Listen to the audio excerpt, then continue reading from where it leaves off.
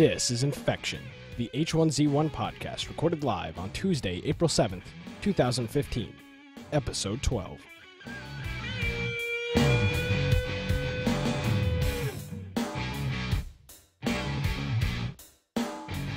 Hello, everybody, and welcome to Infection. Infection is the H1Z1 podcast, and we're your source of the latest information on H1Z1. We bring you the latest news, changelogs, developments, strategies, and speculations each and every week. My name is Nick Craig. At Gamecast Live is my Twitter. InfectionPodcast.com is the website. Joining me, Brian Aldridge. Hey. Hey, hello everybody. I am Brian Aldridge. Of course, if you want to find me, get a contact form on biteoftech.com. That's with an I. Or you can go to infectionpodcast.com. We have a contact form on there that'll get you right to both of us at the same time. And also, if you go to google.com/plus Brian Aldridge, and of course that's with an I as well, that'll take you to my Google Plus page. You can follow me on there. But make sure, first of all, you join our Steam group and that you join our TeamSpeak, become a part of the podcast, and become part of the clan. Yeah, now we can talk about this. So the server wipes happened last Thursday, Mm-hmm. and we actually picked up an overwhelming amount of people because of that server wipe. A lot of people, it seemed like for them, it re-sparked their interest in the game. But also, I think some people were waiting to switch Server. They didn't want to switch while they felt like they had things already. So I think some people were waiting for the wipe before they switched to the server with us. Yeah, and that was good. And we're on a server now. It's nice we were able to get our names all set up, so we're all infected, and then our username. So the server wipe was good, and it allowed us to, I guess, pick up some new members as well. Our TeamSpeak was packed almost all week. Of new players, and geez, Brian, I don't even know where to start here. We've got a lot of stuff to talk about. Yeah, and so one thing, I'm actually changing the note right now, but we are no longer on blackout for the moment. This is news. Okay, just because of the number of hackers, and this will be something that we're talking about. But we went to blackout, and the population's great. I mean, I love the population of blackout, but the population of hackers on blackout is also ridiculous. It's atrocious. Yeah, so we were just running into the problem of we could not go, an hour to 2 hours without being totally wiped out by hackers. And that's still, we've discovered it's not purely blackout. It's like we're having to go to a lower population server just because there's less likely of a chance that we'll run into a hacker. Maybe because there's a little bit less of a population because they're going for the big targets on big servers. But we moved over to Bloodscorn just because there's a little bit lower of a population. And we actually moved out of the city just because even on a lower population one, it only takes one hacker to repeatedly kill you every hour because there's not enough people on the server that you're about to pull your hair out. Yeah, we were previously on Walker Empire, which was a consistent medium pop server. Always medium pop. You couldn't call in airdrops. It was consistently medium pop. And we got into this, I guess, mindset or whatever that there were no hackers in the game. We saw these posts on Reddit saying, the game is full of hackers. And every week, Brian and I would sit on here and say, what are you guys talking about? There's no hackers. We're not experiencing hackers. We'd run into them once in a while, but it wasn't... But very rare. I mean, and we'd usually kill them. Exactly. And they weren't hackers that were, like, no clipping into our base. They were hackers that were just, like, spawning a bunch of loot, and we'd just kill them. So this happened on Walkout, or Walker Empire for weeks.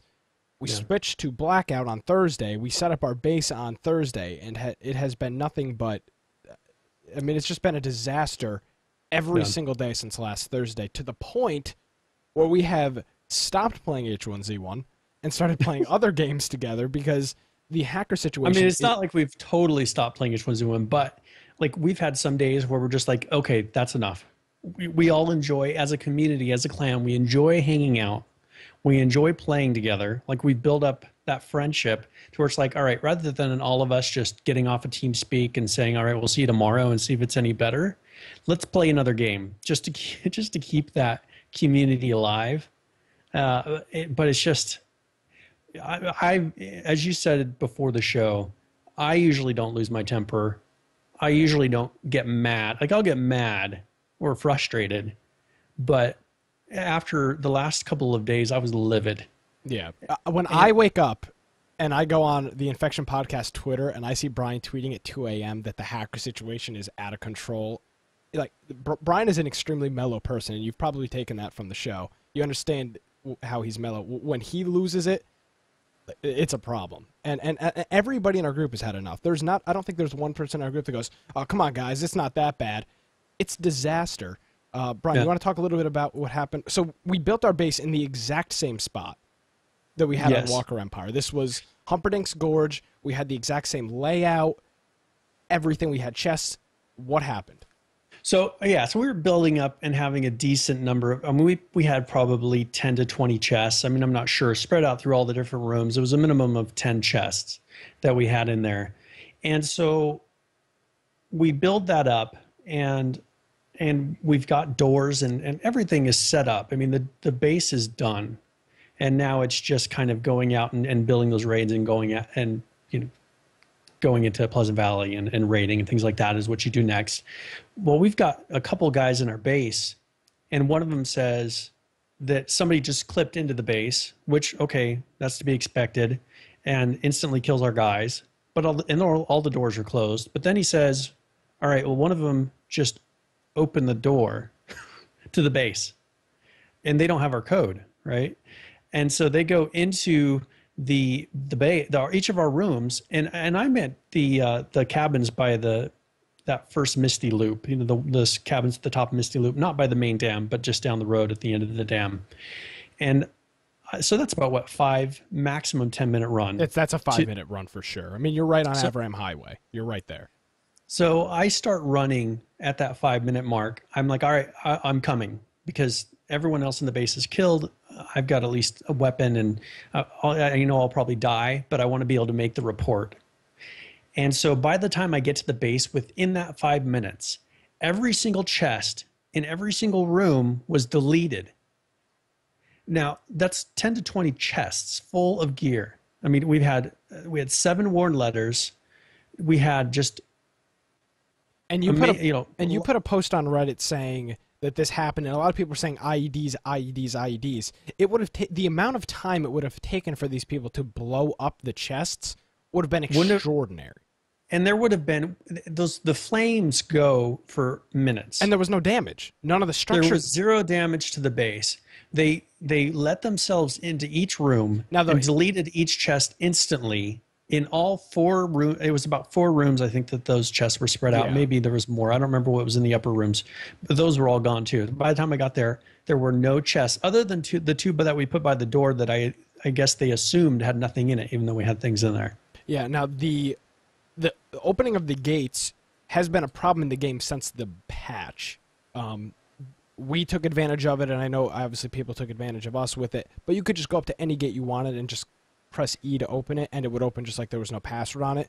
So that's how we assume they got into our base. But opening the metal doors and deleting the chests is impossible. There was no explosions used. So there is some bug out there, and I haven't gone through and dug into what the actual hacker software that they're using, these scripters. I don't like to call them hackers, but the scripter software, there's got to be some bug that they found in the H1Z1 code that's allowing them to do this.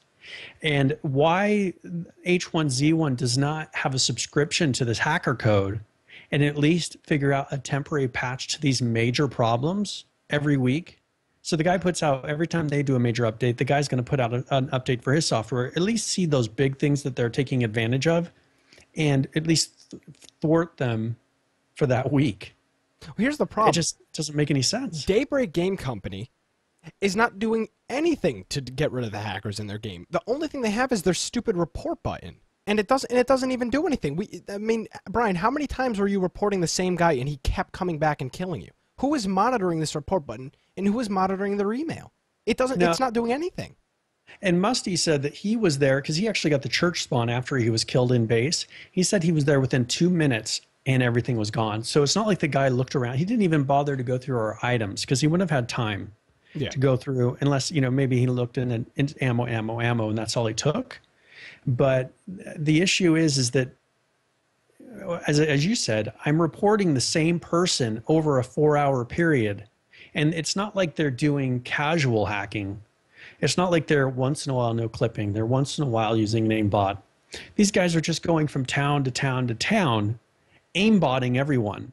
Anyone they can find. We had a group of 10 people last night that we were going for an airdrop, and we had one guy porting and aimbotting and took out our whole group of 10 people. And that's the point where I was livid. So this is, I haven't heard the story. I haven't talked to Brian since last night. So it was just one hacker killed. This is one hacker who was porting around and using an aimbot for headshots that was just instantly killing us one after another. And within just seconds, I mean, some of us were kind of coming in and he moved around and killed them all. But it was within about 15-second to 20-second period. He killed all 10 people. Yeah. Now, Fire Mage Kane is saying in chat, 5,000 accounts banned.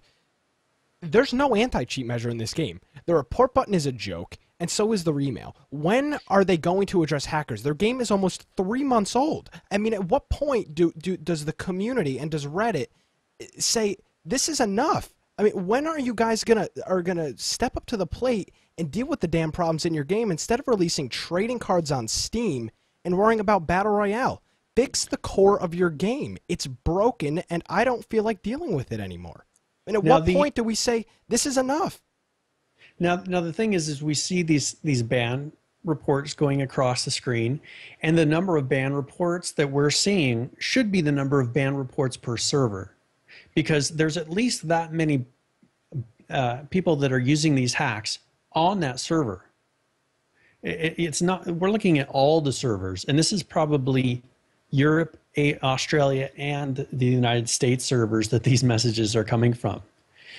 They're saying that an auto ban system is coming in at the end of April, and so I don't. End of April is middle of August. I mean, this is ridiculous.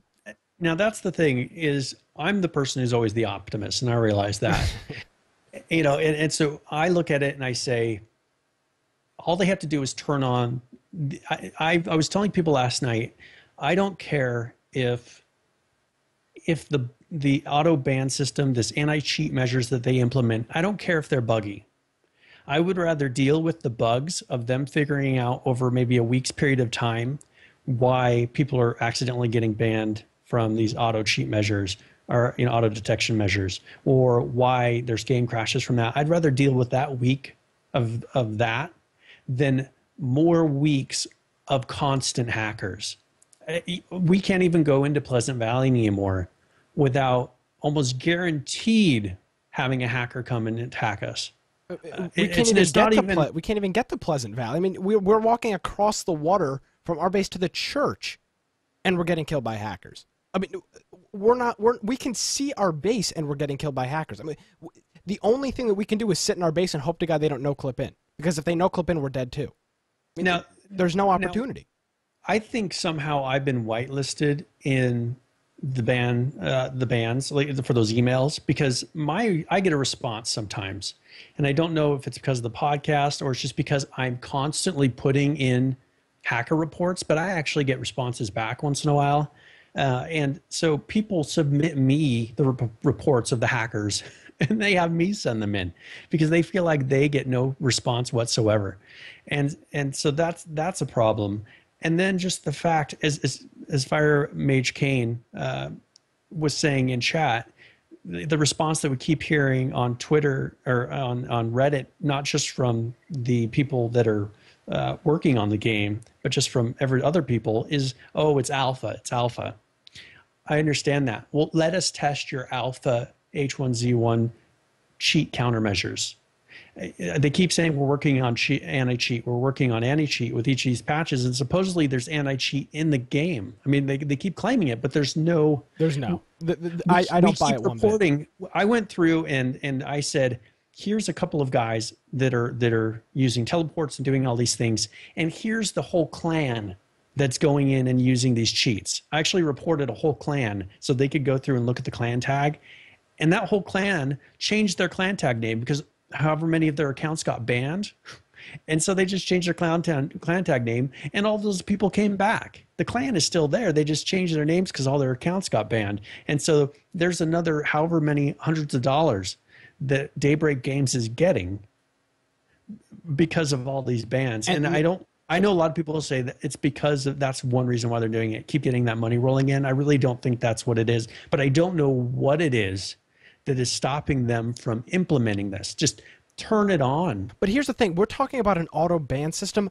I'm not even talking about something that advanced. We have people speed hacking. That's a problem in this game. Teleporting, right? They're moving at a speed that a regular player would not move at, correct? That's what's happening. Yes. Why are there not server-side checks for speed? This is not an auto ban system. This is just a system. This is literally an if statement. If player is above this speed, kick. It's as simple as that. Now, I'm not a game programmer, but if I can wrap my head around that, why in the hell has this not been implemented? Why are people still allowed to teleport and speed hack around the map? Why is there zero, and I mean zero zero anti-hack implementation? I guess their anti-hack is the report button. That's their anti-hack. Yeah. Now, Fire Mage Kane, who's Heisenberg in game, he says, if we don't have Ferment to kill them or Brian to report them, there's no sense in going outside. They just, and that's kind of scary, is that that we're just having to hide. I mean, we put a little shack outside of the fire station just to kind of be in town but have a place to hide when the hackers come, and that worked for a while until two of our members were in there just because there was hackers all around, and all of a sudden a hacker came up through the floor, poked his head up from underneath the little shack, and shot our guys inside of the shack with the closed door. I mean, what do you do? Well, you can't even hide in a shack. You stop. I mean, you stop playing the game, and that's to the point where this has come to. Now, Brian, you uploaded a video to YouTube. Was it last night or this morning? And it said probably last night for me. Yeah, it said hacker and H1Z1, and I'm gonna play that video. Do you want to talk a little bit about it and sure, kind of explain what's going on here? Yeah, it'll be a lag, but once you start it, tell me when you start it. So I'm at 5 seconds right now, and I just started playing it.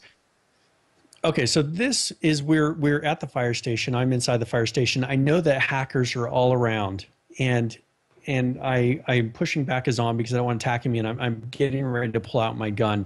This guy comes around the corner and instantly headshots me with the 380, which is, first of all, not supposed to be able to kill you in one shot, right? Mm-hmm. That's the first thing, is that's supposed to be a very weak gun. I have a regular helmet on. I don't know if that makes a difference. It supposedly doesn't make a difference with guns, but I don't know. With the 380, I'd have to look to see if that actually makes a difference.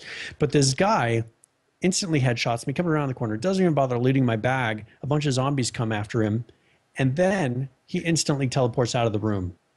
This was Eggtard, and he had been killing us for 4 hours. And this is where I made this tweet. I said, we were reporting the same person over a 4-hour period. Are you guys even monitoring after hours this email? Because what's the point? Hackers might as well come on after 5 o'clock. Yeah, exactly. West Coast time. What is this hacker system? An 8 to 5? Like, oh, after 8 to 5, it's a free for all. Do whatever you want. Yeah, I mean, yeah, just hackers. You need to stay off from 8 to 5 Pacific, and that's all that's going to matter. As long as you come in afterwards, they're just going to hit delete all for the hacker reports because there's too many of them for the rest of those hours. This has got to be something, if they're not willing to implement an auto ban feature, it's got to be a lot more expensive for them to keep on staff hired on their whole time monitoring this stupid email account. And do they even look at the ones that you click in game? And there's got to be a point where they don't even bother looking at those anymore. First of all, because of the false reports. I had one yesterday where I clicked it and I was like, afterwards I thought about it. It's like, I don't know if that was really a hack. He may just have had a really good long range. Well, here's the problem with the report button. Here's the problem with the report button, right? You get killed by somebody and it's a headshot, or they kill you from a distance, you're going to click report because you're just like, well, screw this guy. I hope he gets banned, right? I mean, you're not thinking, you don't care if he's a hacker or not. You're dead. He's taking all your loot. You don't care if you click report. So that's why the button system is useless. And you know that there's not enough people at Daybreak to sit here and go, okay, well, Brian reported, what was the guy's name? Egg something? Eggtard, yeah. Brian reported Eggtard. Let's take a look at Eggtard's logs and see what was going on. No, they're not doing that. They're Well, not they doing do, but anything. that's the thing. That's why I send in the email, because with that, they actually will, at least for me, they do follow up on some of those emails. But I'm sure the one in game, what they need to do to kind of cut down on the number of reports that are happening, because I think so many people just hit that now, and they're probably bogging up the system. Make someone put a description, just maybe a drop down of what happened, your suspicion. Was it just to make it easier? Why it makes no sense why they wouldn't want to give more information. Say this person used an aimbot, this person was teleporting. Have a drop down or check boxes of what this person was doing so they know what to check for, and then a short description of what happened, and then hit submit. First of all, most people will not continue with the report if they have to actually do a little more work. Yeah, because it's easy right now to die, click report, and then click respawn. Just click it.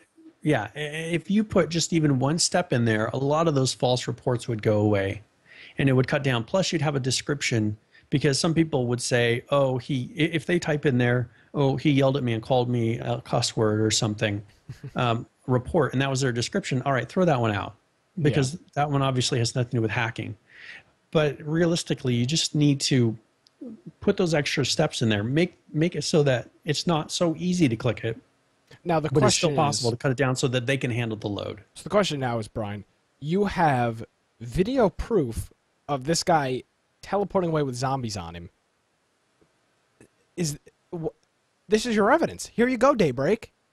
I mean, you don't even need to cross compare your logs. The guy is standing there getting hit by zombies, and he's gone. And so are the zombies, because there's no player there to aggro on. They just disappear. Now, what I've been doing lately is not putting the link to the video in my report. Okay. And saying, I have video if you would like it, because I want to know, first of all, are they reading this? And if they email me back and say, yes, we'd like the link to the video, then I know they're reading it. So far, I have not got a single response that says, I would like the link to the video that's proof of this happening. Not once. And that scares me, because I've been recording videos. I've been using things to record the last 10 minutes of my play at all times. So the second that a hacker does something, I can save the last 10 minutes. I'll edit that out, and once in a while I put them up on Twitter or on YouTube and link to it, or post it on Twitter or something. So that is the frustrating thing, is that they haven't replied and say, I would like to have that video one time yet.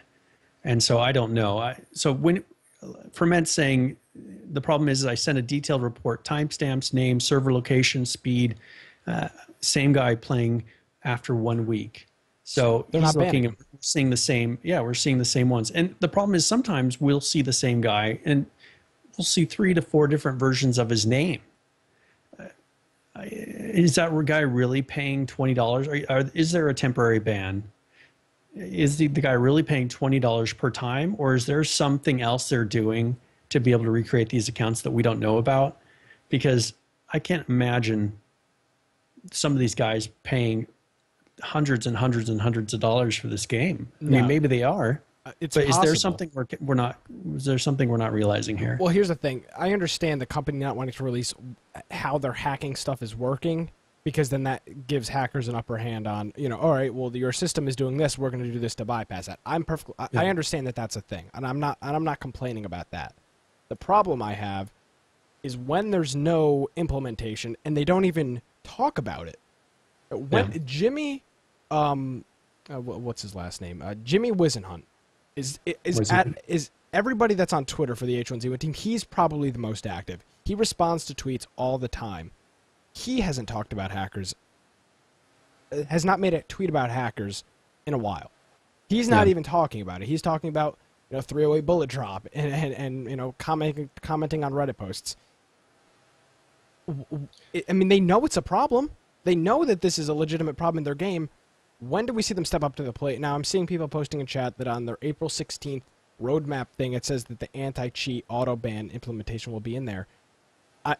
That's not going to happen. I mean, let's be realistic here. That's going to get pushed back. I'm the person who says that it is possible it'll happen, and I want them to do it. Of course, I think it's possible, but you just look at the patch that we just had on Thursday, and you said there was 3 or 4 items that got pushed back to the next patch. I mean, eventually they're going to get to the point where they've got one of their roadmaps is a laundry list because it's just, stuff from the other patches that keep getting pushed back and pushed back and pushed back. Well, this needs to be, and this is what I came to, and this was just what was just frustrating me the most, is this has to be the number one priority. Exactly. And we'll be talking about this priority versus some of the other things that they've been working on, whether it's the Steam trading cards that we'll be talking about, the bullet drop animation, all these other things that they're working on make no difference. They're going to lose so much of their player base of people that are just going to stop playing, and they possibly will not come back, and they will not recruit other people to the game because they're not dealing with the core problem.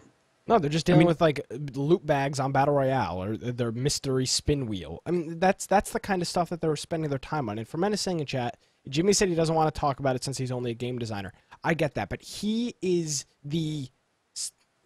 Greg is the actual like guy that's supposed to be dealing with social media, but Jimmy's always tweeting about stuff. He needs to be that contact. He needs to be that intermediate between the company and the community because nobody else is doing it. When are we going to see? Smedley's backed off a lot. I mean, it's been a while since we've seen. He did a Happy Easter tweet.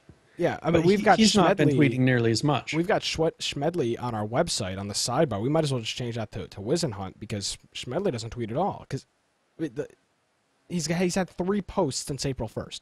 I mean, this was a guy that was tweeting like 3 times an hour about stuff about the game, and now it's just there's so much hate. Yeah, and this has got to be frustrating for Jimmy because, I mean, if he's listening to this or any of them listening to this, I know it's frustrating for you guys because one of them doesn't hold probably the decision to be able to turn this on and do this, but they have to deal with it in the public's eye. When they are the person that's in front, they have to deal with this in the public eye. I mean, he's got to be so annoyed. Someone was telling me that they were watching his streams and that there was just hackers just pouring all around him, just circles around him, just to taunt him. Yeah. And the fact that happens on their streams, it's so that there's nothing that, he's got to look at that and say, this is just ridiculous. And this is embarrassing for me. Now, here's the thing. And the thing we see all the time, this game's an alpha, this game's an alpha. I understand. And I got a lot of people saying, go watch something, go play another game, right? Go play a game that's finished. I am not going to stop playing the game because of hackers, right? I may change the way I play the game. I may play it less. The hackers are not going to make me stop playing the game as of right now.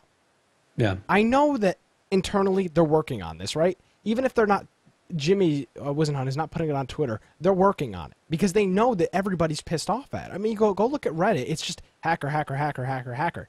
They know that there's a problem and they're working on it. The problem is this is like 2 months overdue. This game is almost 3 months old. This should not be the first time they're dealing with hackers. I mean, it's not like the game went from being perfectly vanilla and then one day it was just full with hackers. It's been filled with hackers for weeks and weeks and weeks, and they keep putting out patches. They keep dealing with updating the dam. I would have rather seen the dam 3 months from now if they would have dealt with hackers. They could drop every other thing in their patch notes and just deal with hackers, and I'd be fine.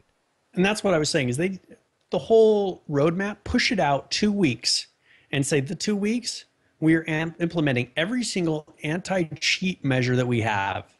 Everything that's on the table, every single code, person that's doing this, we're implementing that piece this week and the next week. That's all we're working on. And now, how people wouldn't care whether the dam is out because why go to the dam? Someone's going to teleport behind you and shoot you anyways. What's the point of even going those places? I mean, the normal players have been evacuating the main servers. When they're having to just do an exodus out of the main servers and hide on these smaller population servers, and that's probably the only reason you see medium pop on some of these servers. And then these big servers like Blackout have just become hacker versus hacker, and then the few of us that are in there, suckers, that are just getting killed every hour to 45 minutes by these guys because they happen to run across us. I mean, as I said, this has to be the number one priority because the clans like us, if you can get the most dedicated of players like us to stop playing for a day, to all stop and play a different game together, that's pretty bad. The fact that that can happen, because, you know, for me, I'd rather, for a while, for a couple of days, I was getting everybody to do battle royale, and then we kind of do different things. But you know, there's only so many days that you can say, hey, let's do battle royale today, just because there's no point in going into the regular game. Yeah. It's not going to work. You know, we're just all going to get killed, and we're going to lose all our stuff. We're going to lose all our bullets. Us going back and forth to our base is just going to make it a bigger target today. We need to just stay away from it. And we shouldn't be having to say that. And then when we set up a little side base and they come inside of that little base that's totally enclosed, supposedly, and kill us all, there's nothing at that point you can do. We just have to log off. Exactly, and unfortunately, that's the point we're getting to. We are logging off. We are playing other games as a clan. We have now like 6 channels in TeamSpeak that are just other games. Because what do you do? Like Brian said, you're going to run to the Pleasant Valley, you're going to get some loot from the police station, you're going to run back, and a hacker's going to no-clip in your base and kill you? What are you supposed to do at that point? And like the one that cleared all 10 of us last night, we were in the middle of nowhere. That's the issue, is we were in Pleasant Valley. We weren't in Cranberry. We weren't in even a medium to small size town. We were in the middle of a field, in the middle of nowhere. And this guy comes up and clears out all 10 of us. There is no safe place to go. Yeah. I mean, we can't sit there. We can't even sit there and hide. We could sit there in bushes, but they've got ESP. Yeah. There's nothing you can do other than, and this is the problem, other than us getting to the point saying, screw it, we're going to go and we're going to get at least hacks for 5 of the people in our squad. You know, for 5 people in our clan, we're going to all use hacks, and we're going to just, when hackers come, we're going to deal with them. Other than doing that, and that's the thing, is all these other clans have been pushed to the point of doing that. Yeah, I bet you there are people that started off this game saying that would never hack. That would never hack. Wouldn't even contemplate it, and they realized the only way for them to play the game is to hack. I mean, what about PlanetSide 2? I have never played PlanetSide 2. What is the hacker situation in PlanetSide 2? Can they not pull some of the hack team from PlanetSide 2 temporarily and say, all right, guys, we really need you over here. I know Daybreak and Sony Online and Sony are not affiliated, whatever. You tell me that they can't get any of these people over? I mean, they laid off like how many people when they became Daybreak Company? Or is this the effect of an investment firm owning a game company? That's what we haven't talked about. They are owned by an investment firm. It's money, money, money, money. Do they even care if the game is filled with hackers or not? Because at the end of the day, as long as this investment firm is making their money, do they even care? And I don't think that that's true. I don't think it's the fact that an investment firm has purchased them, because I would think that they would be looking at the bottom line of, okay, look at the complaints, look at what we've been seeing of people talking about the hacker problem. I would think that they would look at the numbers and say, all right, we're losing this many number of players per week. If this trend continues, this is going to be bad for our bottom line. We really need to look at what is driving them away. I mean, this is numbers. This is what investors look at. And that has to be what they're looking at.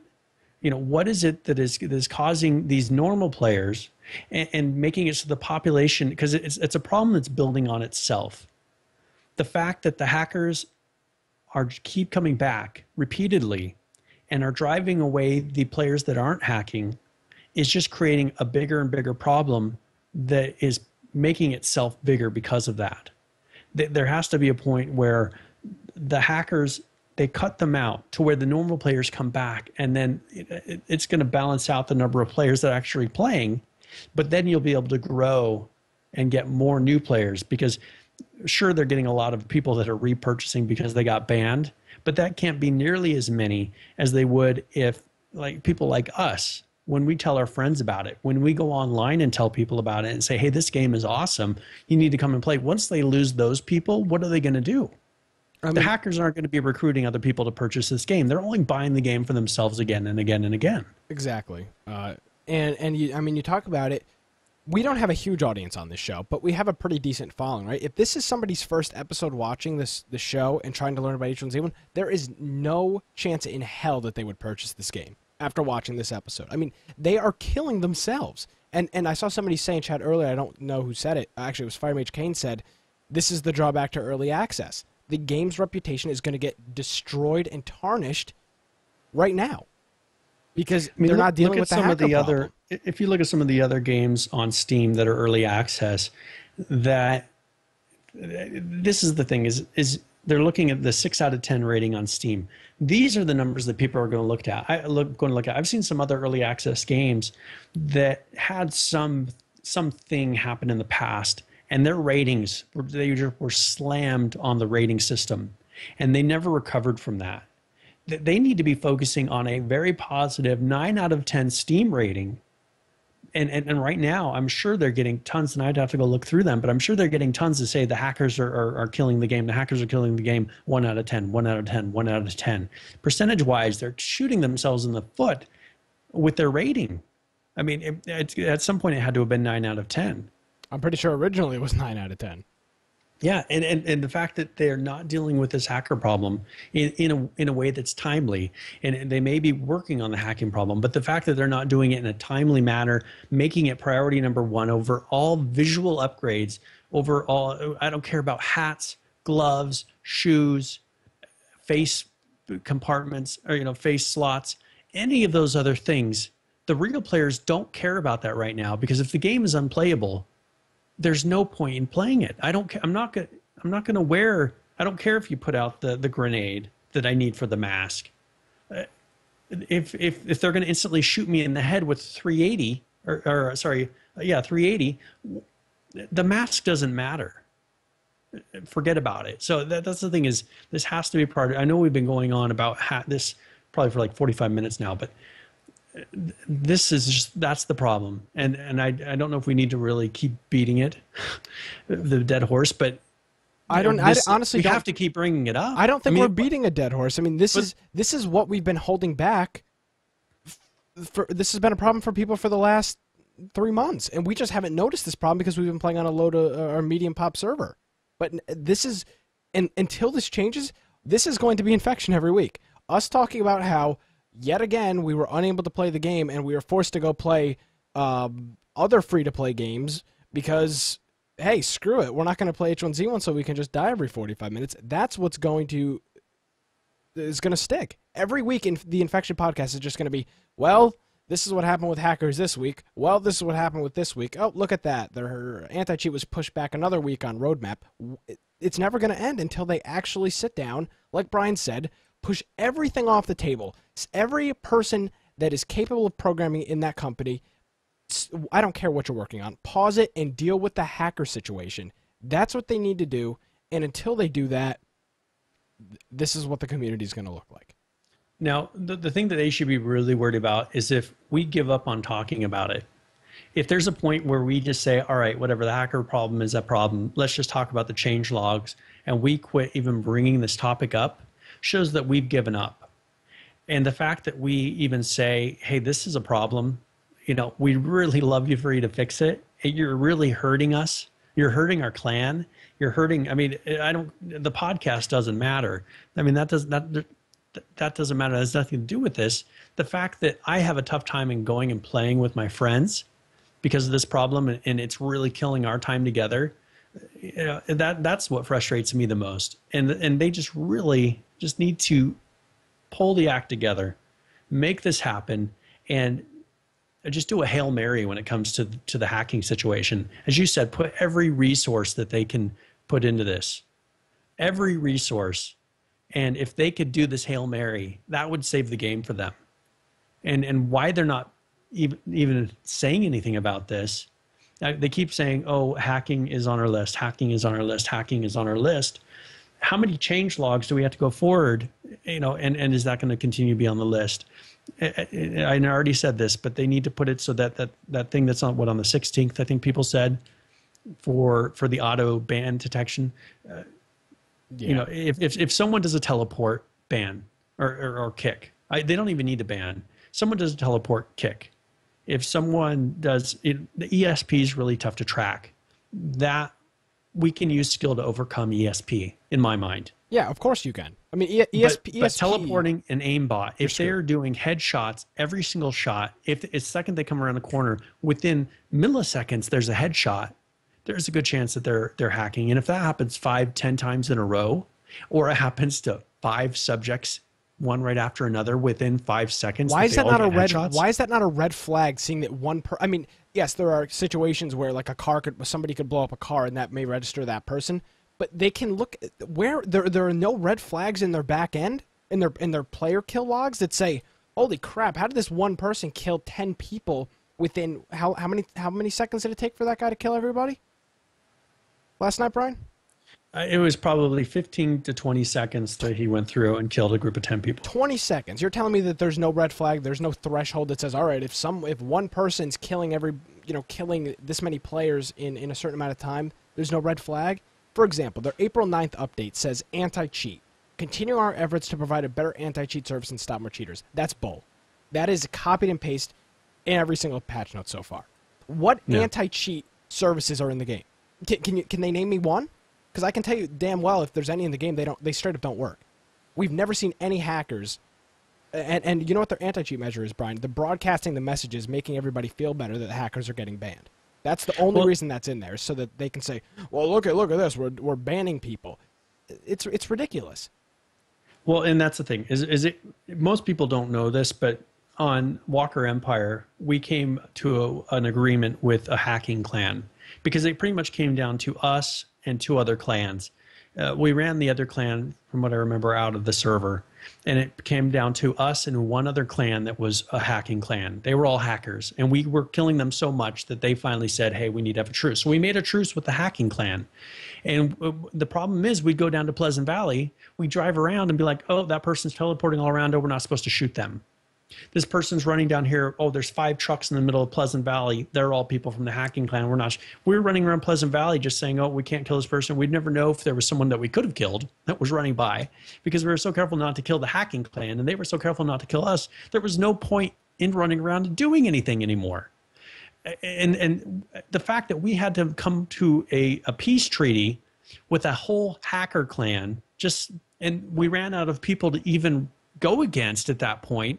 It should be a sign. It was a graveyard. Pleasant Valley we could run to the police station, run to the church, and we wouldn't see a single player. Pleasant Valley, it's the biggest town in the game. We wouldn't see a single player. From the police station, from our base to the mansion, or to the mansions, to the police station, to the church, back to our base, we would not see a single other player in the game. What does that say? Well, and that's the thing, is that's what we figured. If we go to a more populated server, we wouldn't risk running into that. But then, of course, we didn't have our peace treaty with the hacker clan. And so we saw, okay, all of a sudden now every hour we get killed by these because there's a bunch of hacker clans. And the majority of the players felt like they were hacker clans. And you couldn't really see an honest portrayal of how many real players were out there. We'd have people where hackers were just sitting there at all the spawn points, killing new players as they spawned in, just for the fun of it. It's just frustrating. And I know Ferment from our clan has offered to help them with the anti-cheat because he's done work with Counter-Strike's anti-cheat, and and that would be awesome if they don't have the people in house to be able to handle the anti-cheat properly, and they need to be a team that's big enough to realize and say, hey, maybe this is an area where we're lacking. Maybe this is an area where we don't have the right people to be able to cover this one area. Maybe we have people that know how to design a game, but maybe we don't have the anti-cheat people that we need. That's where they need to look at it and turn around and say, okay, well, let's bring in those people, even if they're temporary, to help us get a foot going on this anti-cheat. They need to bring in those people, because the current system, if it's not implemented, whatever they've been working on for however many months, if it's not implemented soon, I think a lot of people have, as some of them have said in chat, they've given up playing. They once in a while check in and say, hey, has the hacking problem been dealt with? But there's so many people that have stopped playing altogether. Yeah, and people in our clan, I mean, our TeamSpeak, we've got the TeamSpeak link, or the TeamSpeak channel on the sidebar of our website, and I refreshed it around 6 p.m. Eastern. There's like 4 people in TeamSpeak. 6 p.m. Eastern, the server would be full of people. We'd have like 15 people on. But I didn't even bother launching TeamSpeak today. What was I going to do? Join the game and get killed by a hacker? I mean, at what point? And I think Brian, you said it the other day. you put a tweet out and you said like something like our clan is reaching the boiling point or something where what else are we supposed to do? Yeah. Can we continue playing your game? No, we really can't, because every single time we try to play, we get screwed. Yeah. And that's the thing. And Heisenberg in chat, he says he'll confess he reported the hacking clan, but the problem is we had some people in our group that were even reporting the people that we had the peace treaty with, and those people were still not getting banned. You know, those reports were coming in, and when it comes down to us versus one other group of people, and that half is cheating, and we never see those people go away, what does that say? Off to another server. That's exactly what it says. Pack your bags, head off to another server, because nothing's gonna. It's a standstill. It's a complete standstill, and they have to figure out. They have to figure out soon. And here's the thing, I'm not asking for them to release a patch tonight and have all the hack problems be gone. I understand what kind of undertaking it must take to deal with the hackers. I get that. But they need to be public with this stuff. When was the last time they referenced hackers besides this other, we're continuing our efforts to provide better anti-cheat? Why are they not saying, guys, we understand there's a hacking problem. Why are there no server-side checks on speed? Why are there no server-side checks on locations? Where are those in? Why aren't they in there? Those are the easiest possible things they could do right now. They could have one of their programmers sit down and have that done and implemented and rolled out in 15 minutes. Just to do a simple check on what somebody's speed is in the server. Simple as that. But it's not implemented. Why isn't it implemented? Why are they waiting till the April 16th patch to put any type of anti-cheat into the game? Now, Mega Matt, he's making a comment, and this is something I know we've talked about in the past, is, don't confuse these guys with hackers, calling them hackers and giving them more credit and when they're really just cheaters. Of course. And that is true. I mean, we early on in these broadcasts, we pretty much said, all right, we will call them hackers, but really, here's what they really are. And we're not saying that they even have the ability to do anything. We actually have a video, if you go to our YouTube channel, of us just mocking and tormenting a supposed hacker in Gary's mod. It's Nick and I were in there with a couple of their clanmates, and we were just taunting this kid who had no clue what he was doing. He downloaded something off the internet and now could speed hack in Gary's mod and do all these things. Now, there are some people like Ferment understands hacks, and he has the ability to make all kinds of things and do what he wants. He is a hacker, right? A true hacker. Like, he has the ability to do it. These kids who are going out and paying this small amount of money to be able to have these updated hacks at any time, those people are not true hackers. Just because if someone who can not say they're a programmer because they downloaded YouTube videos of people programming and they watch those, and that's the equivalent of what these people are doing. But that's the thing is if you make it to where, and I don't know what kind of a punishment they can really do other than ban them, but make it so that the bans happen so quickly that they're not going to be renewing their game every day. Obviously, the amount of time they're getting to play, they feel like there's enough reward in the amount of time that they get to play before they're banned to make it worth it. And so I really doubt that they're being banned every day for cheating. But they need to make it to where, all right, if I go on and I do these cheats, almost guaranteed that within an hour I will be banned. It's not worth going out and spending another $20. Exactly. But obviously that's not the case, because they are going out and they're spending the money over and over and over again.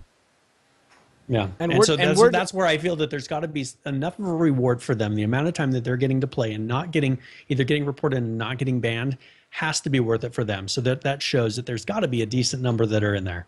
I mean, a decent number of time that they're getting to play and not get banned. It's got to be enough. They got to be getting a week out of it or something. And the fact that they're able to do teleports every day, speed hacks, and all these different things every day, constantly throughout the day, and get maybe a week out of it, it makes no sense, because it should be instant. Yeah. Well, I don't know. I mean, okay. Let's talk about, I mean, you got in here loot and population and with the new server. We've been really happy with the new server. And so, as I said, we're at Bloodscorn, and not that, as we said, it's not that it's perfect. There are still our hackers, but we haven't run into them as much, and we haven't been going to the populated area. Now, when we were in Pleasant Valley, we kept running into them. the same ones. But the problem is when we were on blackout, we were running into 10 different hackers in Pleasant Valley. I mean, it's not like we were getting repeats. You'd have enough, you'd be able to get a fresh one every time. There were so many. And so, those are still, the problems are there. We understand that. But as far as a server, I think finding the medium high server and not one that's consistently high has worked a lot better for us. And we've left the populated area. And I think that for the clans that are legitimate like us, that they have to leave those populated areas. And that's pretty much what we've come to. And not that we want to. And we'd love to be downtown Pleasant Valley, because I feel like we can go head to head with any other non-hacking clan. And the problem is we don't have the opportunity to even do that. So population wise, I think we're lower than what we could be doing as a clan, but because the field is not level, that this is what we're having to do. Yeah. Now, so we're moved now. We're gonna give this a try. I mean, it may be next wipe that after, if they implement this anti-cheat stuff, next wipe things are 20 times better than they are now. Well, here's the thing: we still have our base on blackout. So once the hackers are dealt with, we can go back to blackout. Like we already have a foothold on blackout. So I would just gotta hope that and we have a really nice base on there. It's exactly the same as our old base. I mean, if they implemented this and the hacker population cut in half, we could go back to blackout and handle it. If it was cut in half. Yeah, exactly. But, I mean, if hacker here, hacker, I know we're done with the hacker stuff, but a hacker here, hacker there, we can deal with. It's when the entire server's hacking. That's when. I mean, when you feel like that you're some of the only ones that aren't hacking, that's where the problem comes. Yeah, which is what it almost looks like. So, okay, now, so some of the changes that they've done, I have patch notes. So we have the big dam patch actually happened after. I know we covered a lot of those things. So it's kind of tough when we're doing a roadmap versus what really happened. I don't know, at what point do you want to cover the big dam patch? I mean, I think we covered the big dam patch. I don't know what we covered it all. I mean, the dam is out. They added a new gun. There's ammo for the M9. There's ammo for the 3. I mean, you're able to break down. I mean, so we went over this last week, and we'll be covering some of the things that are going to be on the next one. But the zombie population dropped, and we'll be talking about that here in just a little bit. They have workbenches. You can break down ammo. These are all things that they added in this patch. Mm-hmm. The dam I've hardly gone down to. I mean, I went and looked at it, but the problem is we avoid those areas so much now that I don't really know. I don't want to hang out there because it's not really worth going there because you're going to an area of focus. So I really want to go to the dam more. And on this new server, we may get a group together and go through and just thoroughly check out the dam. But I think that that'll be something that right now, until they get the problems with the hackers cut back some, that's going to be a place that a lot of normal players will be avoiding. The starting area for Battle Royale change, we kind of teased and showed some teaser clips of that. That's fully implemented. Mm-hmm. One thing I never understood is why they have cars in the starter area. I mean, do you have a legitimate answer? No, I don't think so. I think it's just more for fun. I mean, they just made it to where you would distract. I think they came to the decision that if you distracted people from just having to stand there, that they wouldn't be saying so many weird things. And it seems like it did. It seems like when they added all those distractions inside of the starter area, that there's a lot less people yelling and screaming and playing music and doing weird things. So, or maybe it's just spread people out to where they're not all right next to each other and you just don't hear it anymore. So so one thing they added here, and I think this was today they added this, is the Steam trading cards. And that's something that I've already got, I think, 3 Steam trading cards now. And if you look at the video, they put a picture up there with Burning Zombie, and it's a super low res picture. That's a comment that you said. Yeah, I'm trying to show it right here. But there it is. Now, and I actually said this before the show, I was saying, why are they wasting the time with the trading card and stuff? This may be something that they give Steam and then Steam implements it because it is a Steam trading card. Yeah. I mean, there is a process with Steam that they create the cards. They're just having to do this and implement it. But Steam does all the layout for it. One thing is, Ferment went through and got the badge that you get from having a certain number of cards, and he got that. And the picture is it's a guy's face from inches away. I mean, if you look at it, it's not like a really good trading card. It's not, or a badge. It's not something you'd be like, oh, I really want to get this badge. It's just a horrible looking face.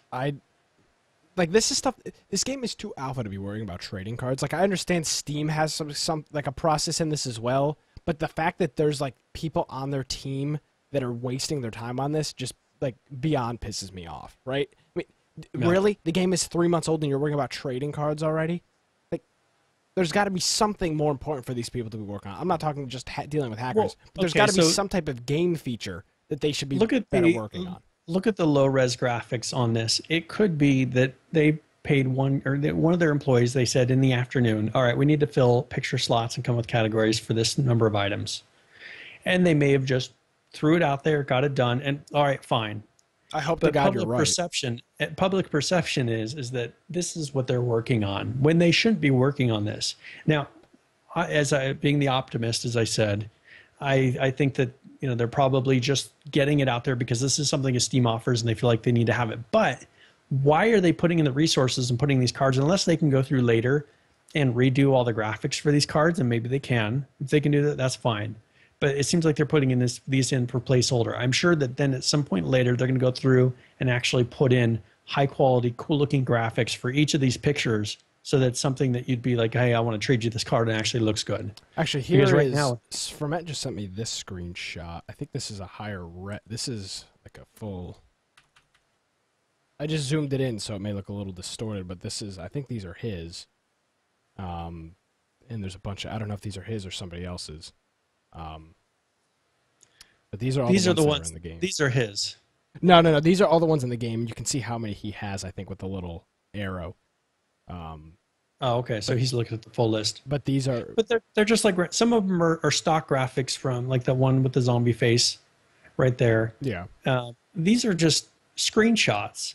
These guys have the full capabilities of exporting full 3D 3D shots, freeze frames that are super high quality, perfect lighting, but they're just like the zombie repellent. That's just literally a little corner of one of their screenshots. No, literally, the Survivor radio was them going into the game, pressing F12, throwing it in Photoshop, and cropping it like 40 and rotating it like 45 degrees. That's their trading card. Like, why even waste your time on that?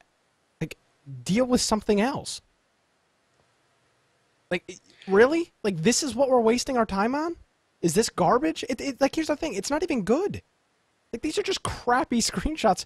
The first picture, or the second picture, the H1Z1 Survivor, is an image that they've been using since they were talking about the game 8 months ago. Yeah. Like, that's just like a stock picture. These aren't new, fresh graphics that they made for these. And that's why I think there's a good chance that this is just stuff that they threw in as placeholder. And that's fine if they did that. But don't mark it as a big, hey, we released this today. Because that's not, I mean, I'm not going to focus on getting that burning zombie low res picture as one of my trading cards. I don't get it. I could care less. Now, Jason in chat, he says, why don't they do server rentals? Those are the type of things that they should be focusing on. I mean, they're looking at how can we start bringing back money, because they're not going to be making a huge amount of money off these Steam trading cards, I assume. Mm-hmm. I don't know that they get some sort of a cut from the trades or something, but I can't imagine that is a huge moneymaker for them. But if they were to go through, like for us, if they were to go through and let us rent a server, and then we could do a Patreon or something for the clan, and then part of that money goes towards the clan server, that would be a good use of money for us and for them. They could have servers that they have to do minimal management on. Let us manage it. We'll even let people play on it, but it makes no sense that they don't. That there's no word of that. Like, I haven't heard anything about that on the roadmap. So I assume that's not even in their scope right now. Now, this is actually a cool thing. Just to get off the hacker stuff for a little bit. Fighters in our chat posted this picture. He did it before and after. And this is actually pretty cool. So he took a screenshot from the game. I'm showing that right now. And it's just a zombie backlit walking up with the sun behind him. And then he's got a bow in his hand. And then the after picture is this. He added like a lens flare to it. He brightened up the sky, and it's just like a cool community picture that he's done there. So that's just something cool to look at. So thanks for that, fighters. Oh, it's nice to see. You see that stuff on Reddit. Like I recommend he post this on Reddit if he hasn't already. But you see this stuff from time to time on Reddit where somebody goes in there and takes a photo and retouches it and stuff. So. And I think actually, good. I think actually that flare is from the game. No, because he shows his raw and it's not in there. Oh, okay. Because I've seen some of those. There are some of those in the game at different places, and we've had some people send in graphics, and I'm going to be adding some of those to our photo section here this week of ones that were sent in this past week, and then like that, it would be perfect for a background if you want a background. We have some other ones for backgrounds that if you want to go and download them for your computer, you're more than welcome to do that. Now, Brian, somebody did send us a graphic. Yes, and it's for one of our segments. We did tips of the we in the middle of the show last week. We decided we were going to start doing tip of the week. We were going to start giving you a tip, and then somebody in chat was like, "Hey, we want a beginner and an advanced tip." So we decided that we're going to be doing tips of the week, where we give you a beginner and an advanced tip, and we have a graphic and an intro.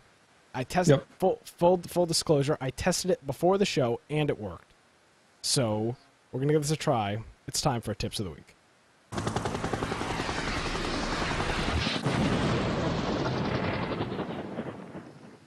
Bam! It worked. I'm excited. Nice. Did you hear it, Brian? Yeah, I heard the audio. Okay, it worked. And if you're listening, I mean that for you that can just be an audio intro, but there is a graphic that's animated. There you go. It's not just Brian and I sitting here awkwardly, like Brian taking a sip out of his water bottle while the song plays in the beginning. So there you go. So, okay, so for the beginner tip, and this is one that is for anybody who's starting, whether it's not necessarily for Battle Royale, but when you are beginning, the initial things that you want to do, especially with them increasing, they say that they're going to be increasing more zombies here in the next week or so. They're supposed to be getting some of that population back. But I've noticed that, like yesterday, I got trapped in the fire station and actually got killed because of so many zombies. But one thing to control, if there's 3-4 zombies coming at you, the thing that you really need most is a bow. Because that seems to be much more effective than swinging at them with a hatchet or something like that, because you can't kill them fast enough when they're coming at you that many. So the first tip is to create a bow by ripping up your shirt. So if you're in a place where you can see sticks, these different sticks that you can run around and pick up, first of all, actually shred your shirt, because you don't want to fill up that pocket. You'll run into the problem that if you put a stick in your shirt pocket, you can then not shred it. So first thing you want to do is take off your shirt, shred it, and then go and pick up a bunch of sticks. You'll then be able to make a bow. And if you don't see it in your list of items, and because this is the beginner tip, we're going to actually explain it from the beginning. If you don't see it in your list of craftable items, you need to go through and research that and learn how to make a bow. So I guess this is kind of a 2-in-1 tip, because what you can do is go to the crafting section, go to learn, and then start selecting different items in your inventory and see if you can learn to craft something from that. And you'll find that, okay, one time I can do a water bottle and berries. Okay, learn. Okay, that makes the berry juice. Next time you go through, you won't be able to select. It'll keep hiding things that there's nothing you can learn from those items. So just keep going through. You're not going to be able to learn everything, but learn how to make the bow. And then you need to learn how to make arrows, which are, get your sticks and hit learn with that. You'll learn how to make arrows, and then you can instantly craft a bow and a set of arrows. And if you're a newer person at this game, you really need to know and learn how to play with a bow, because that's incredibly important. We go through different times of having a lot of ammo and no ammo. And a bow is what's going to save you, especially when there's 20 zombies around you and you're stuck up on top of a van or something, trying to stay away from them. You'll have to clear out. The zombies will not go away. So if you have a stack of sticks in your bag, you can sit there and take them out enough to be able to get away. And another thing is, if you go through houses and pick up a lot of shirts, hats, pants, these different items, they're what, 50 to 25. I think they're 25 for some things, as far as space in your bag or in your shirt. So shred those things, and it makes them cloth. And then if you shred enough of them, you'll be able to make a satchel. And so you can learn that from cloth, and that'll make it so you have a bag that's 300 slots. And so you'll have a bow, you'll have a bag, and you'll be ready to go out and looting. So that's our beginner tip, and that's a tip for a new spawn. Our advanced tip is that when you're storing items, and let's say in a base or if you have a shack or something, you really need to sometimes store something because you aren't able to move things around. You can store things in rabbit traps, barbecues, and furnaces. Now, you need to be careful what you store in a furnace or a barbecue, because if it's lit, let's say you want to put sheet metal and temporarily store it in a furnace. Yeah. Well, that's going to turn into metal bars. And if you convert them back to sheet metal, if you convert things back, you're going to lose things at some point. So you really need to be careful about that and keep in mind, where am I placing items, to store them. So if you have a rabbit trap, you can store things in a rabbit trap temporarily. If you're going to store something in a chest, you need to be careful of how they're stacked in the chest, because let's say you have 10 cloth here, 20 cloth here. You really need to focus on stacking those things in the chest, because it will count those things as 2 slots that are taken. When you're storing in chests, it doesn't matter how many cloth you have. You could have 500 cloth. We've had 1,000 cloth in there. That counts as 1 item, that when there's a limited number of items in that chest that you can store. You can have 1,000 of each thing, or you can have 1 of each thing. You'll store the same number of things. And so that's one thing to keep in mind, that for chests, stack everything you can. With barbecues and furnaces and rabbit traps, I found it actually looks at the size of the items. So even if you stack things, there is a limit of how much space you can use in a furnace and a barbecue. It doesn't actually let you stack 1,000 sheet metal or something. It actually looks at how much space those sheet metal are using and limits it in that way. Yeah. So that's nice. And we were dealing with that a lot originally in our base, because we didn't have enough materials to make as many chests as we had for stuff. So we were putting stuff in rabbit traps, we were putting stuff in furnaces, and putting stuff in barbecues. And then once we were able to get our chest situation and get enough supplies to build more chests under control, then we were able to move stuff into that. But organization is really important, especially when you've got a group of 20 people. You've got people running, Brian, we can attest to this. There's somebody in our, man, his name's escaping me, but there's somebody in our group that constantly organizes our chests for us. Cram it. And it's a godsend, because you've got guys running back and forth to Pleasant Valley, and they're saying, oh, there's more stuff there. They're just dropping everything in one chest. They're running out. I mean, there's, cooked rabbit, sheet metal, and nails in the same chest, and a vehicle battery. It's like, what is this chest? I mean, you've got just so many different things in there. So it's nice to make sure, keep stuff organized, and then when you need to find stuff, it makes it a whole lot easier. Yeah. So that's tips of the week. Tips of the week. Yeah, there we go. And we'll try to keep up with those every week. I think the sarcasm was high when people were saying nice job on the intro. It was very last minute, but it got done, and it's not Brian and I, sitting there awkwardly. So we're good. Hope you guys enjoyed. And if you have a suggestion for a tip, Twitter, Reddit, Google+, contact form on the website, email. If you have a tip and it's something that we're not covering, it's something you want covered, go ahead and send that to us, and we'll be sure to bring that up in next week's show or whenever you submit stuff like that. So we appreciate your support on that. All right, and so here's another thing that they're implementing. This is actually will be in the next patch, but they're tweaking how when you make a shot, like with a 308, and it hits, because right now if you shoot, you can't. It's hard to see whether or not you missed and by how much. And so what they've done is make it so that when you hit the dirt, like you miss and you hit the dirt, a little bit of dirt kind of kicks up, so you have a better idea of where that is missing. And if you look, it's actually a video or an animated GIF. I don't know if you want to show it. Now, the reason, before we get into that, I'm showing a video right now, and the reason for Jimmy adding this is there's a video here from a live streamer, and he is playing a battle royale, and he puts probably 20 bullets into these 2 guys with the sniper rifles, And no matter where he aims, above, below, in the middle, he can't hit them. No matter where he aims, he keeps trying. He's repositioning his dots. He gets no hits at all.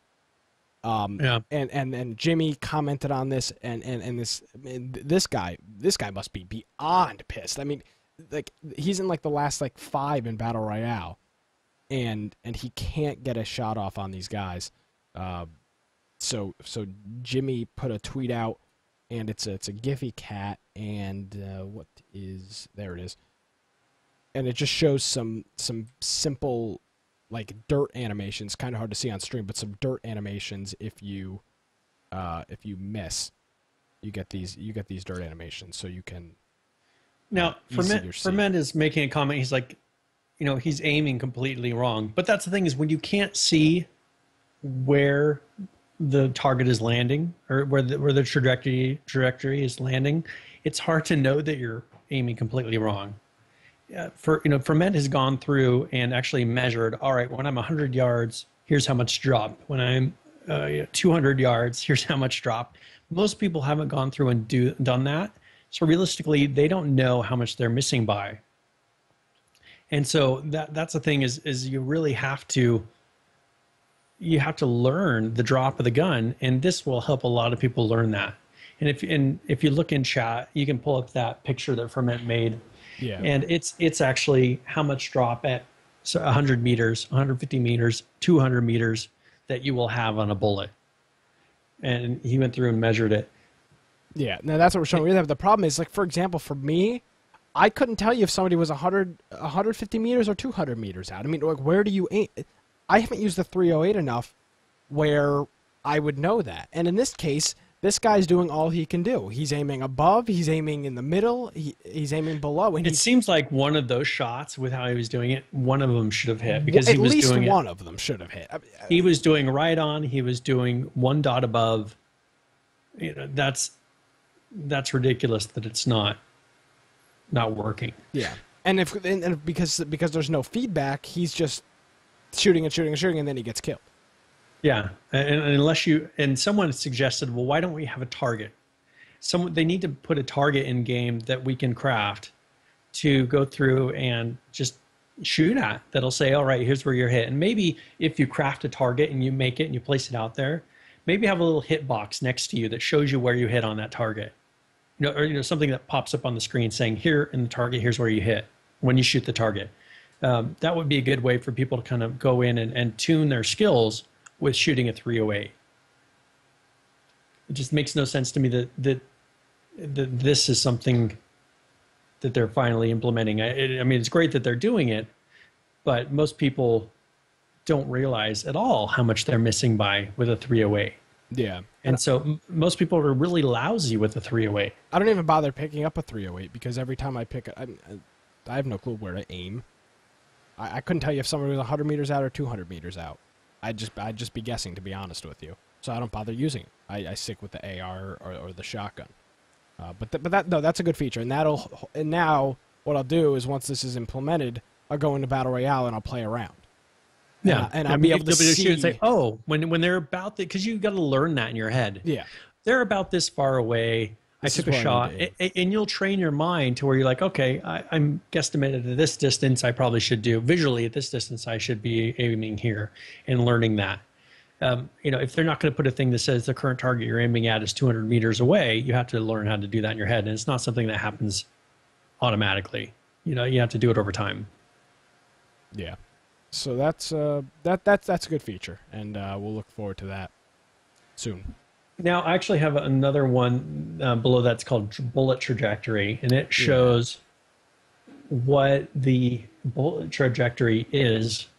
And from what I could tell, because Wizenhunt, he went through and shared this, and I assume that this is in game, the actual bullet trajectory, and not a real life bullet trajectory, because he was saying he was getting so many people sending him messages about bullet trajectory that he was going crazy. And so I don't know if someone was actually putting this as a legitimate Lapua Sonar fired at. It's kind of hard to say. This looks like it may be a real bullet trajectory, and I don't know if this has anything to do with the game's bullet trajectory or if theirs is just a straight line. And it seems like from the graphic that Ferment sent, that it seems like it's a straight line from top to bottom of, okay, you're this far away and it just goes down. It's not like this arching curve that we see in this real life bullet trajectory. Yeah, so, yeah, this is probably a real. It seems like this is the bullet trajectory for a real sniper rifle. Now I've got some comments in chat saying sniping is a skill. Don't make it easy. There's a difference between making it easy and making it possible. Right? Right now, if I was to pick up a sniper rifle, this guy doesn't look the guy playing this looked like he'd used a sniper rifle more than once before. His first shot was I think above the guy's head. So he was somewhat experienced with the sniper rifle. Drop. Exactly. So this is we're not talking about making it easy. We're not saying, "Oh, put a big red dot where you need to aim." We're saying make it so that there's some feedback where if I'm trying to use a sniper rifle, me not having as much experience can say, all right, it hit the dirt below him. It looks like I have to aim a little bit higher. Just like you have to do with the arrow when you're shooting from a far distance, right? You have to aim above the head. You get the arc. And he had some where they were, like, let's say you put it right at the top of their head. With the drop, it should have at least hit them in the body a couple of times there. I mean, there was just, if it was hitting the dirt in front of those people, there was no sign or any reason that would indicate that he should be aiming that much higher above than what he did. So that's what someone in the chat says, that, give some feedback to make corrections on mistakes. And that's what this does. Having a little bit of dirt particles that come up and kind of give you a visual idea, just like it would in real life for the most part. I mean, if you go out to the desert and you shoot a gun and you're shooting long distance, you will see generally where you hit around it. And that's what they're putting in here. Yeah. That's what they're needing to do so that you can train your mind, because not everybody is Call of Duty pros, or people. Not all the people are people that have played a lot of these other first-person shooters and sat there and just trained their minds on how to shoot with certain types of rifles. And so this is a perfect little tool for them to be able to say, all right, I was short on that one, raise it up and learn how to shoot a gun. Because with our clan, we could go through and have an hour, Ferment says a 2-hour shooting lesson and going through and teaching everybody how to use a sniper rifle. We have the luxury of doing that as a group. Most people are learning on the fly and getting killed usually by the second or third shot. Exactly. So that'll be nice. And thank you, Daybreak. This is a useful feature. This is a core game feature. I would classify that as a core game feature. Makes the gun usable, makes it easier for people to play. That is a core game feature. Okay, now here's a non-core game feature that I'm sure you're going to love. Yeah, I was looking at this earlier. So what used to be that torches would set people on fire. And so there's actually an animated GIF here that you can show in stream, a post from Jimmy as well, that shows them going through and setting people on fire again when you hit them with a torch. So that's something that they're going to be implementing into the game in an upcoming patch. They said it works on players right now. It's not working on zombies, as far as in their patch. Not working on zombies yet, but they're hoping to get it in this week. So that's the kind of stuff that they're working on. I understand these are graphics guys, but there are coders in the background making these fire effects happen. Yeah. And using their time when as we beat to death about the hackers, have them come up with other graphics that even if they don't implement them right now, don't work on this. I could care less about hitting someone with a torch, which almost nobody has anyways, and having them set on fire. Yeah, good luck getting close enough to somebody to light them with a torch, or if they have a gun. That's a real useful weapon. Now, we had somebody last night, as a joke, in our clan, put a landmine in front of our workbench. Of course, me and one other person died when this happened. Not because I stood on it, but because I was in the base when it went off. And it's got a huge range of when a landmine goes off as far as explosion and who it kills. And we have a fire underneath of our base that has not gone out yet. It'll be 24 hours now. And there's just this fire burning underneath of our base that will not go out. And so our base is visible from, I don't know how many hundreds of meters away, whatever the visual range is. When anybody runs around, they see this fire burning underneath of our base, and it will not go away. Well, where and now what? This is on. Ferment says it's still burning. What server is this on? This is on Bloodscorn. This is our new base that we just built. And where is the base on Bloodscorn? I think you said at the beginning of the show. So, well, I'm not going to give. No, of course, but is it? It's on the southern half of the map in the middle of nowhere. Okay. And so that's the thing is this bug. You know, you can put in these raised dirt now. So we did that, and we assume that's what's burning. It's the very center of the raised dirt. Wonderful. But why does that burn?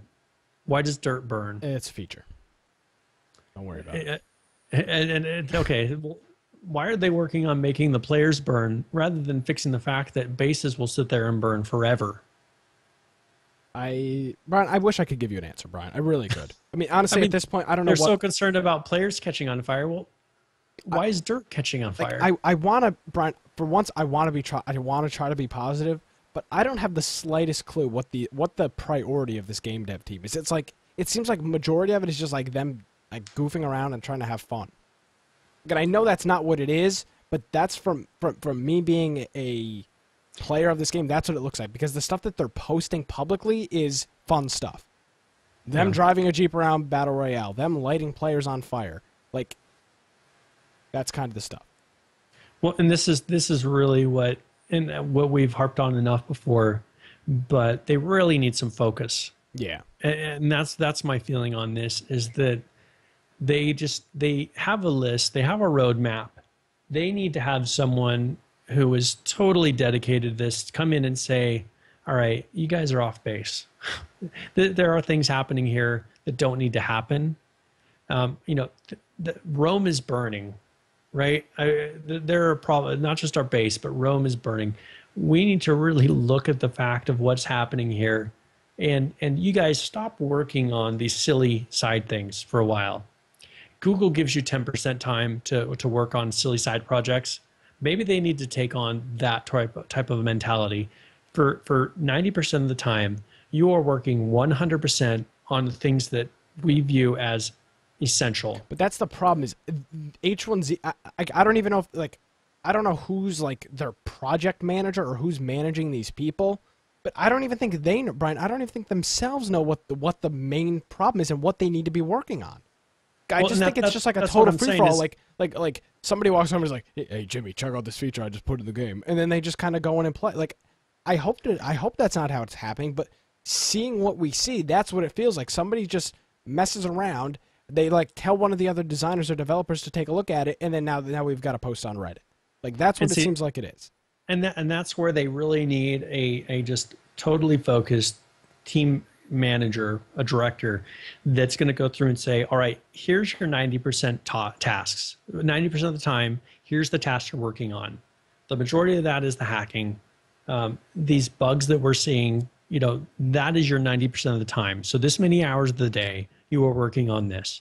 The 10% that's left, you can work on setting your friends on fire. You can work on driving in first person mode, which who cares in my mind when the hackers are a problem? Yeah. Who cares about the first person driving? Who cares about setting your friends on fire? We could come up with a list. Bullet trajectory, as you said, is a core game item. Steam trading cards, that's 10% of the time. They could say, hey, and that's a great thing about Google is they'll say, hey, this is a 90-10 rule. Now, if that's where they could say, hey, this is something I came up with in my 10% time. And someone says, hey, all right, we put out the Steam trading cards. That would make the hate coming into the developers so much less because they would say, oh, that's your 10% time. That's fine. Exactly. But people feel like that this is their 90% time is coming up with Steam trading cards, coming up with setting your friends on fire, coming up with first person driving, you name it. People feel like that is the majority of what they're working on and that the hacking is the 10%, and they need to reverse that image. Now, let's be clear. These guys, I'm going to say it, they are working their asses off. They're doing patches at 2 and 3 a.m. Pacific. That means that they've got members of their team that are working until 5 or 6 in the morning the next day to get these patches rolled out. We are not sitting here and saying, oh, you guys aren't doing anything. This is just all you're doing is goofing around. They are working. But what they're working on is the problem. They do these patches at 3 a.m. There's people there at 3 a.m., Brian, right? Yeah. You've got designers there. you've got developers there, and you've got your server guys there, all at 2 or 3 a.m. And when something goes wrong, like it did on the Thursday patch, guarantee you there's phones ringing at 3 or 4 a.m. saying, this is a problem. You guys need to come in here now. And then there's people coming into work. They are working. There is no doubt in my mind they're putting the time into the game. They're dedicated to the game. But they just need a little more focus. And maybe it's saying in chat, maybe there's too many issues at once. They might just be overwhelmed. Like, there are so many things in this game that are totally broken right now that they just probably are overwhelmed. But like I said, and like you said, Brian, and like people in the chat are saying, priority is hacking. New player model, new character model, base, all that stuff comes after. Hacking is the main priority right now.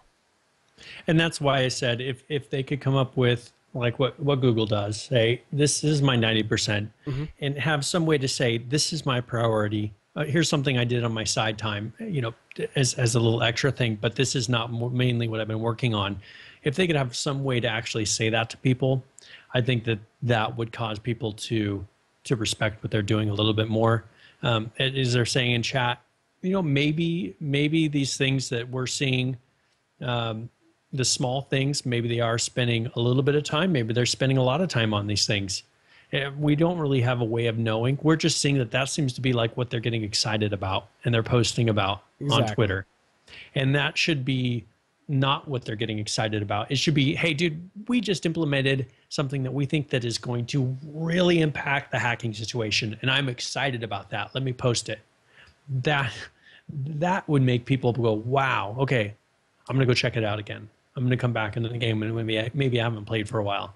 Yeah. When it's setting your friends on fire, and people see those as the posts, people aren't going to be going, oh, I'm going to want to go back into the game so I can see my friend getting set on fire. That's not going to drive them back in. But the developers, even if they're not super excited about that, but if they just put it out there and say, hey, this is something, and maybe they should be excited about it just because it is going to move the game forward and make it more playable. It seems like they're not that excited about the game being playable. They're excited about having a lot of little things in there. The little things need to come. Right? They need to come up with, and I talk about the time sinks, the time fillers. All those things need to come. But if you're going to build a house, you need to have a good foundation first. And they get so excited about something they're putting on the roof when they haven't even finished the foundation yet. Yeah. So let's get into some other stuff. We've got one more quick thing here. The April 9th update, which is in their roadmap, and the title says April 9th update, and then in brackets, in progress. So stuff will be added to this, and that April 9th patch thing will happen Thursday. So after the show, we'll be able to cover it next week. Restraints, they're going to add this has been something that people have wanted for a while. The ability to handcuff and zip tie players. That's going to be because it brings that whole role playing. I mean, exactly. The whole role playing aspect. But okay, so here's my worry, and I'm going to get this out of the way now. My worry is that hackers will be able to instantly zip tie you rather than kill you. They'll just run around zip tying everybody and handcuffing them, just whole groups of them, and people are stuck there and they'll have to respawn. That's going to be even more demoralizing because you'll just wish you could get out of it. And we'll have to keep 100 things to come and unlock people's handcuffs in our base and say, oh, we're all handcuffed again. Can someone who's not handcuffed come and save us? You're just going to have to kill yourself. You just have to do a respawn to get out of it. That is my fear. Okay, this is great, but that is my fear. And so I'm saying that because I just have a feeling that this may be a new hack and it's going to be coming up. Okay, someone's in chat saying, tie up those hackers. That'd be funny is if you do a teleport, you instantly get zip tied on the ground. Someone can come and rob you. That would be funny. That would be fun. Now, one of the next things they're doing in this April 9th is they're doing their first pass at crafted armor. So you'll be able to craft armor. Now, I imagine, and this is just how it's going to work, it's their first pass, so it's probably not going to work too well. That's just how this first pass stuff kind of works. It'll probably be a little buggy. We're not really going to know how it affects you, and hopefully that stuff will come out as well. They're going to add death screen statistics. This will be good for people that are like really hardcore into the game and aren't getting killed by hackers every 45 minutes. but it'll add some information to the death screen about the sessions. For example, how long you survived, maybe how many kills you got in this life, stuff like that as well. But again, they say anti-cheat, bug fixes, Bug fixing. and now this is a big one for us, Brian. Walking in water. This might be a problem. Players, wildlife, zombies, and vehicles will now move slower while going through water. This is a problem. Well, This may be a problem. Yeah, in the future, once we can get back to that area, because we go through water a lot. Now, of course, when we're sniping people, once we get back to our normal base, they will be moving through water more slowly, so we'll have an easier time shooting them. Yeah. So this can be a benefit as well. One thing I have not understood, we're so used to, and when I first started playing the game, I ran around all the water because I didn't realize that you could run through it and that it was only 2 feet deep. Yeah, there's no depth. That, to me, that seems totally normal now when it shouldn't be. Why there's no depth? These water areas should be actual things that you're not able to go through, unless they come up with some sort of a military vehicle that can traverse water. That could be something they could implement it. But I think water should be, if it's deep water, something you can't go through. Or the ability to swim. Why do they not have depth? Why don't they you could swim, and that's incredibly slow. Is it because they didn't want to do the animation for the swimming? But here's the thing. Probably what it is. Brian, you're swimming. You're not hosting a gun while you're swimming. You're swimming. Right? There's not going to be any gun. Your gun, you're going to put your gun in your back or your pistol in your holster, and you're going to swim. So now you're a sitting duck. Nobody's going to want to swim because you're defenseless until you can get to a ground where you can stand up. Is what I think they should do. That would work. Yeah. And that should be what they implement. And that's what I assumed would happen if I would have gone in the water. I would assume either I would have died if I would have gone in the water or I'd have had to have swam. And I just never went through the water. I always ran around it because I assumed that would be faster. And then you see people just running through the water. And I was like, oh, I can go and just run across the water as if it's land. What's the point of having the water there? And now they're going to have you go through more slowly. But what was the point of the water? It was purely cosmetic at that point. Yeah, exactly. Someone's brought up in chat, fishing. Okay, that would be something that seems like it would be easy to implement. Have it be part of the cooking recipes. Of course, we keep harping on them saying, don't work on all these little side things, but that's something that totally makes sense. You have rabbit traps. Why not have a fishing pole? Yeah, we talked about that for a while, especially with, I wouldn't classify that as a core game feature, but that's something that I could say, all right, I could see you're actually working on something that's going into the game instead of, again, lighting your friends on fire, something like that. Yeah, that's part of the whole RP survival. That's part of surviving in the game. Having food, maybe cooking certain types of food, maybe with fish oil, you could make a lamp. I mean, whatever. There's things you could come up with and make something from those items. It's not totally pointless. It actually puts something into the game that's going to be used long term. Fishing makes sense. And why it's not in there and they're working on other things like this, running through the water. When is this even going to be what it is in the end? Is it possible that in the end you're actually going to have to swim? Why are they making you go through more slowly rather than implementing water being 10 feet deep? Eventually, hopefully that stuff will be in there. And Jason in chat, he's asking, is there any word of when they're going to be implementing this? I haven't heard a word about deep lakes ever, and we don't even know if they're ever going to make deep lakes. But to me, that makes total sense. I'd rather have deep lakes. Yeah. They don't want to have to make underwater. I mean, that's a lot of design. Okay, we'll make it so that when you swim, you can't see down. Make it so that when you're swimming, you just see up above the water and you're, dog paddling or whatever you do. Don't make it like other games where you're like Grand Theft Auto where you can actually swim through the water. There's all this detail. Okay, just make it basic. So when you swim across, you're looking up and swimming and seeing what's above the water, but still make it deep so where if you stand there, you drown. Something. One day, Brian, I really hope that this whole show, as we're wrapping it up here, if somebody from the company is listening to this, which it's possible you are, we want the betterment of this game. I mean, this game has got nothing but my 150% support. I want this game to succeed. I want this game to come to after this go to beta and then go to a final release. I want this game to succeed. So I want nothing as harsh as we may be being. It's the true reality, and we're just we want the betterment of the game. So that's this is the first time that I've ever been more negative about it than you. Yeah. And it's interesting because people that we're on episode 12 right here, people that have watched the last 11 episodes, it's like they've seen Brian, and now it's kind of unraveling. So I hope they get it together. It's not because I'm unraveling. No, yes, Brian's losing it. We're gonna have to kick him off. We'll have to restrain him because he'll be losing it every week. But the whole hacking situation, I'm all about giving time. I'm all about, okay, let's wait and see. Mm-hmm. I really think that if it keeps going like this, I said we're hitting our boiling point, and we are.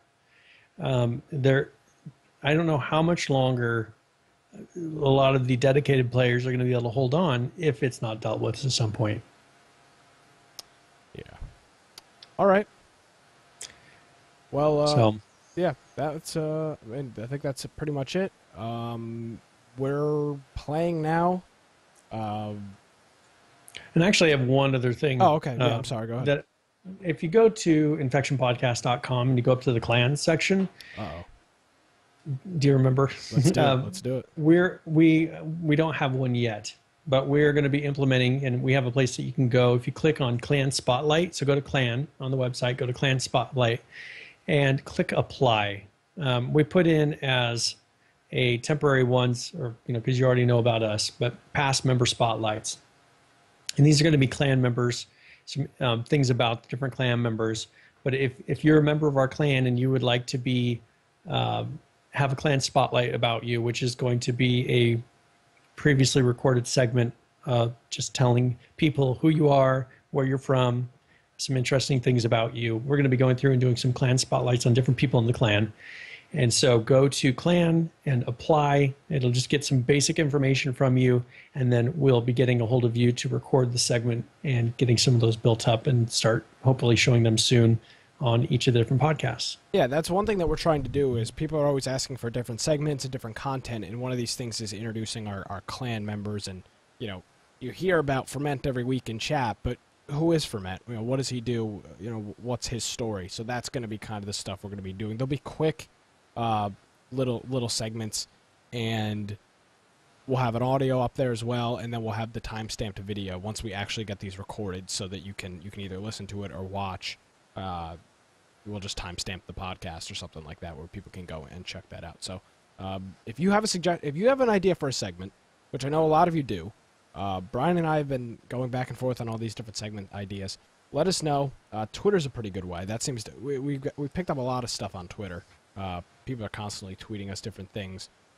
So Twitter's a pretty good way to do that if you've got those. Or they could go to our contact form as well. Exactly. Or email, whatever else for suggestions. Or I know a lot of people are saying, do you guys need artwork? Do you need artwork? Can I make this? If you're good with that stuff, we'll take it. Right? We're working on this stuff all the time. Just send it. And we got some graphics that people have sent us that we haven't implemented yet, but we got different ones we're going to be putting in. Exactly. So. If you want to make us a wallpaper or do this other stuff. And another thing, little teaser, we're working on a store because somebody asked me about a shirt. I ordered a shirt. It'll be here hopefully before next Tuesday. So okay. We'll see how that works. And then if that's a go, you guys will be able to purchase shirts and coffee mugs and phone cases and all that other kind of product swag stuff that you can to pick up if you want to run around some clan stuff. So is that it, Brian? Yeah, I think we covered everything. So as I say every week, and we've been picking up new people. We had people that say, hey, I heard you say that at the end of the last podcast, if you want to become part of a community inside of H1Z1, come and check us out. Go to infectionpodcast.com, go to clan, and then there is join us. That'll tell you which server, and we are not that we're doing server hopping, but we are kind of doing server hopping, and we're going to try to stay on Bloodscorn for a while, maybe hopefully until the next wipe, and then decide is that the server for us? But right now, if you go there, it says, where are we? And we are playing on the Bloodscorn server. And then it goes through each step of how to join us. Join our Steam group, join us on TeamSpeak, how to name your character, and it'll get you connected with us. Alrighty, Brian Aldridge from @BoiseComputer on Twitter. Yep. See you next week. Have a good night. It's nice. Brian uploads these videos. Like, he records stuff, so any of the hacker videos you see, that's Brian. That's Brian's work most of the time. Yeah. I don't always record, so that's Brian's work there. So you can give him some praise on that. Yeah. That. So thank you, Brian, and hopefully we're more positive. I feel like this is like a really Debbie Downer show. Like, this was just kind of like, man, screw this, screw that. Like I feel like I had to get it off my chest. Yeah. So this is because normally I'm like, okay, there's hope. Everything's going to be cool. Let's just next week. Let's see how it is next week. But I ran out of next week's, I think, this week.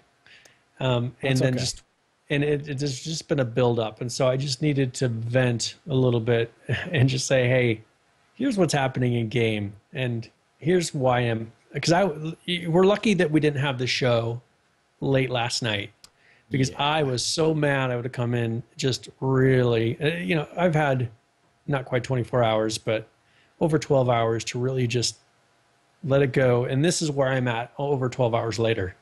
Oh God. So, last night I was really, really, really mad, and I was ready just to, just not to quit. Were you ready to uninstall? I was ready to stop playing and be like, what other games can I play for a couple months? Ooh. And so of course I've had a little bit of time, and I ran around with some of the clan members today, and we've had a minimal amount of deaths, and it seems like maybe if you play certain hours of the day, things are a little bit better, but yeah, we'll be all right. Well, we'll make it through this. In that case, I hope we see Brian next week. I have no clue if he'll even be playing the game next week, so I may be alone. But infectionpodcast.com is the website if you're interested in joining us. We do the show live every Tuesday night at 7 p.m. Eastern Time, right here, twitch.tv/infectionpodcast. My name is Nick Craig. @GamecastLive is my Twitter handle. Thanks for watching Infection. We'll see you guys next week. Have a good night.